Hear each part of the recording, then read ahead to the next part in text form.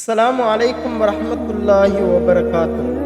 அந்நபி மூசா ரலியல்லாஹு தஆலா அன்ஹு அன்ன ரசூலுல்லாஹி ஸல்லல்லாஹு அலைஹி வஸல்லம் قال من صلى البردين دخل الجنة சஹீஹுல் புகாரி. இதேவேந்தர் எம்பெருமானார் ஸல்லல்லாஹு அலைஹி வஸல்லம் அன்னவர்கள் கூறினார்கள், பகலில் வெப்பம் குறைந்த 2 தொழுகைகளை, அதாவது ஃபஜ்ரு அஸரு தொழுகைகளை முறையாக தொழுகின்றவர் சுவர்க்கத்தில் நுழைவார் என்பதாக பெருமானார் ஸல்லல்லாஹு அலைஹி வஸல்லம் அன்னவர்கள் கூறினார்கள். அறிவிப்பாளர் அபூ மூஸா ரலியல்லாஹு தஆலா அன்ஹு அன்னவர்கள். நூல் சஹீஹுல் புகாரி 574வது ஹதீஸாக இடம்பெறுகின்றது.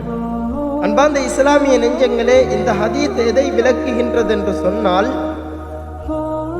பகலில் வெப்பம் குறைந்த, அதாவது குளிர் நேரம் என்று சொல்ல முடியும்.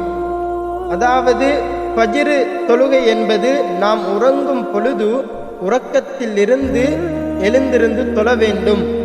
அதே போன்று பகலில் அசரு தொழுகைக்கு முன்னால் நாம் பகல் உணவை உட்கொண்டதன் பின் தூங்குகின்ற அந்த நேரத்தில் தூக்கத்தை விட்டு அசரு தொழுகையை தொழுகின்றவர், தூக்கத்தில் இருந்து தொழக்கூடிய, தூக்கத்தை விட்டும் எழுந்திருந்து தொழக்கூடிய 2 தொழுகைகள் தான் ஃபஜ்ரு அஸரு தொழுகை.